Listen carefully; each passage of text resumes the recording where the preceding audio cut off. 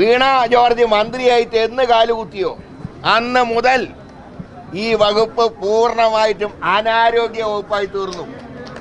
അതുകൊണ്ട് മുഖ്യമന്ത്രിയോട് ഒരു അഭ്യർത്ഥനയുള്ളത്,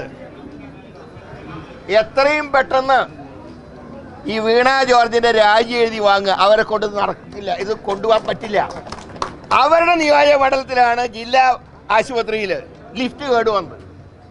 അവിടെ തൊഴിലാളികൾ, അവിടെ രോഗികളെ തൊഴിലാളികൾ ചുമന്നുകൊണ്ട് പോവാണ് പത്തനംതിട്ട ജില്ലാ ആശുപത്രിയിൽ. പിന്നെ മറ്റുള്ളവരുടെ കാര്യം പറയണോ?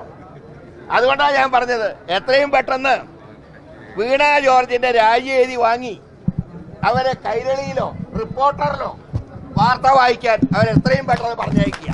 ഞാൻ ഈ രണ്ട് ചാനൽ പറഞ്ഞ് അവരുടെ ബഹുമാനക്കുറവുകൊണ്ടല്ല കേട്ടോ. കാരണം മുഖ്യമന്ത്രി വിചാരിച്ചാൽ എളുപ്പം ജോലി കിട്ടുന്ന രണ്ട് ചാനലായതുകൊണ്ടാണ് ഞാൻ അതിനെക്കുറിച്ച് പറഞ്ഞത്. അല്ലാതെ ഞാൻ ഒരു ചാനലിൽ മോശമായിട്ട് പറയല്ല.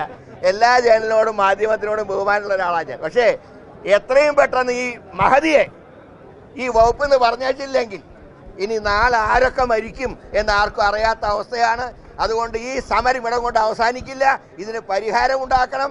ഈ വകുപ്പ് ഒരു തകർന്ന വകുപ്പായി എങ്കിൽ അതിനെ മോചിപ്പിക്കേണ്ടത് ഈ നാട്ടിലെ ജനങ്ങളുടെ കർത്തവ്യമാണ്.